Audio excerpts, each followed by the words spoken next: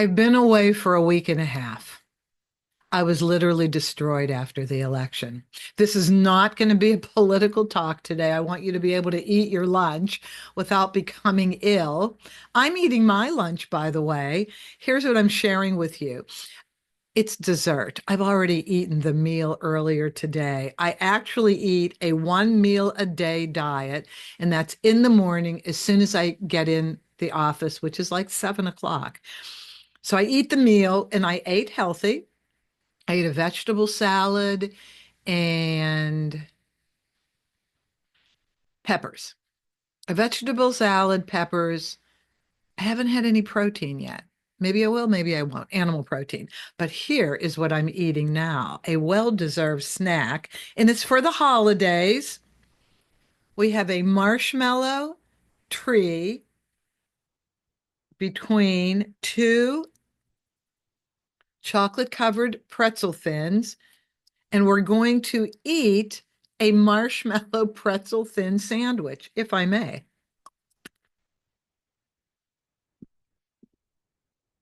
Mm, mm. Crumbling, but delicious.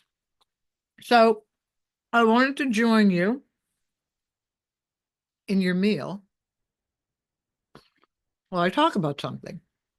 I want to talk about inspiration that leads to authenticity, behaving and living in an authentic manner, true to yourself, only doing what makes your heart sing.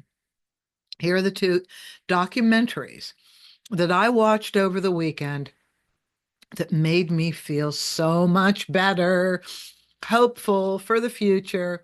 And here were the two documentaries: Elvis Presley, The Fall and Rise, The Comeback. I don't know how many of you were fans of Elvis. I never saw his live show, but I am told by everybody who's seen it, unbelievable live performer. Even when he was in Las Vegas at the very end of his career and he had gained weight, he was still a magnificent performer. And of course, I've seen tapes of this, and oh my gosh, I'm so sorry that I wasn't there. But here's the issue with Elvis, and then we're going to go to the next one, Quincy Jones. But with Elvis, interesting life story. Born very poor in Tupelo, Mississippi, had a twin brother who died. And therefore, he was very close to his mother. His mother was very close to him. His father spent some time in jail for passing bad checks. And his father was instrumental in the downfall of his money. He was not a good manager of Elvis's money. So between Elvis's dad, after his mom died as Elvis was just getting notoriety in the music business. Um, but his father took over when his mother died, and that was not a good scene. So between his father and Colonel Parker, the manager, Elvis was kind of screwed along the way. Although he did make money, he wasn't allowed to perform overseas because his manager could not get back in the country. Illegal. Not even his real name, as we learned from Baz Luhrmann's Elvis movie. But what Elvis did in his 1968, December 3rd, 1968, NBC special sponsored by Singer Sewing Machine, he came back to his roots. He said, I don't care. You can tell me I'm not going to make money at singing gospel and rhythm and blues. So I have to do it. I have to do it. That's who I am. And so he ended that special with a song called If I Can Dream. And if you can dream, you can do anything. You can fulfill your own dreams, but you have to be able to dream and you have to be able to have the courage of your own conviction to just be who you are. Express yourself in your career, in where you live, in who you live with, in how you live. That's up to you. That's up to us. And if we can stay focused on that, it doesn't matter what anybody else wants for us.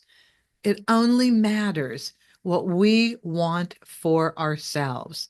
And if we can express ourselves true to our spirit in a way that's productive and connects us to people and makes us a viable form of society, we've got a great life. And it doesn't matter how much money we make. The money is just icing on the cake, whatever it is. It's the happiness and the joy that we experience living our authentic lives. And so I wholeheartedly recommend on Netflix that you watch Elvis Presley, The Fall and Rise of him. Okay, Quincy Jones. The other documentary is just called Quincy. It's also new on Netflix. So both of these are new on Netflix, and both of these will just make your heart sing. With Quincy, I don't think the man ever slept. I think the man worked 24 hours a day until he had one of his many hospital stays. So much went wrong with him throughout his career, and he was pronounced down and out, 6 months to live. The man lived on to 91 years old. And boy, did he accomplish a lot. And what he said towards the end of this documentary was music is necessary in our lives. It's as necessary as air and water and food. Music feeds our souls, our hearts, our minds. So Quincy was definitely in line with what his career was, and he did everything in music. He didn't let anybody or anything get in his way, and he worked his butt off. He had such an incredible work ethic, as did Elvis when he was working, an incredible work ethic and excellent taste, true to their souls and who they were as human beings. And I do believe music connects. Music is part of my background.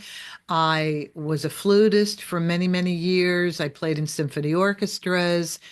And then I realized the telephone was my instrument of choice. I was much better on the telephone making business deals in music than I was actually playing. But playing music gave me an appreciation of musical artists.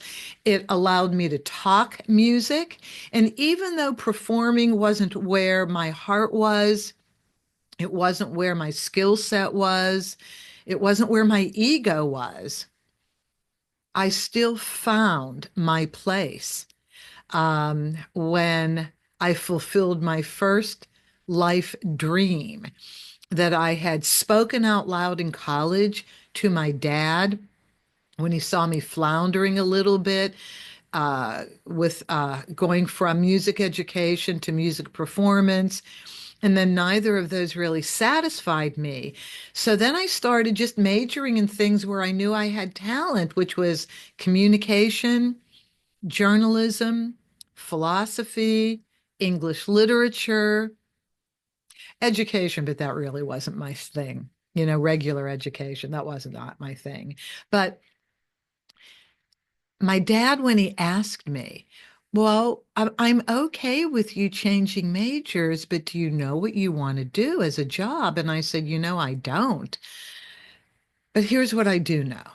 I want to work in as many places in the world humanly possible with as many cultures of people in the world possible too. And I don't know what that means. And I don't know where that came from, by the way. It just came out of me. It was the spirit coming out of me. So I graduated from college. I worked at different jobs, none of them satisfying, but I, earned a living, worked.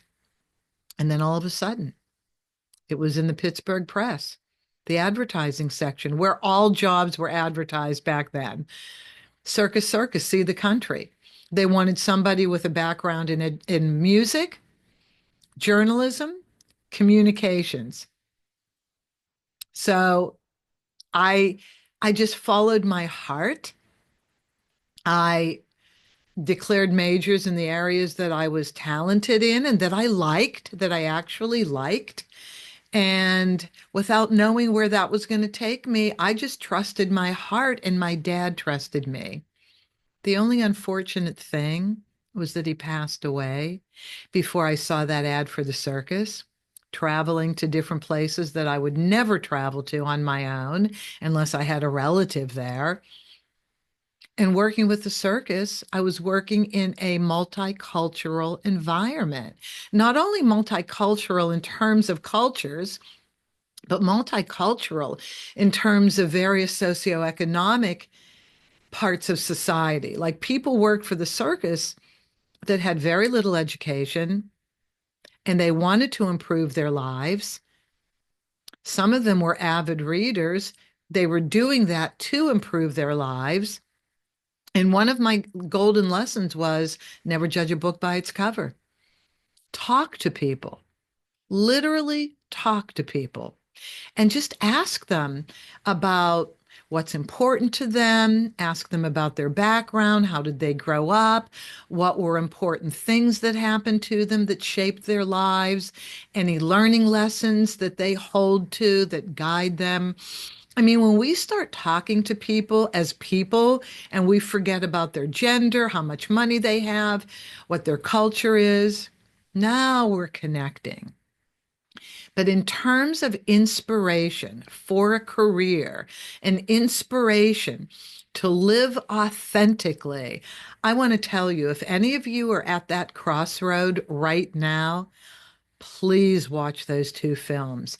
I think it will give you the inspiration to move forward and start thinking of life on your own terms in the way you want to live it, doing what makes your heart sing. And you can make a business out of almost anything. You really can. I mean, look at some of the most successful people in the world. The businesses just came out of thoughts that they had, visions that they had, how they wanted to improve the world. And they used their skills and talents to do so. And we can all do that. So I am back. I am dealing with life in the best way possible. I'm even more than before the election going to live my best life because we're not guaranteed how long we're going to live. So, living our best life today and every day, we got to do it so that we can start bringing back the happiness in our life. And happy people connect with people. And when people connect with each other, we start making better decisions as a society. We start coming closer together as a society. So, happy people live happy lives, live healthy lives, lead connected lives. But please, please, please, my lunchtime out to lunch with Judy message today not only is in one of my favorite holiday snacks, the self-made chocolate covered pretzel thin marshmallow sandwich, less than 100 calories. That is less than 100 calories. I know every calorie count known to mankind. Out to lunch with Judy today brings you your first holiday snack and a message of inspiration to authenticity to happiness.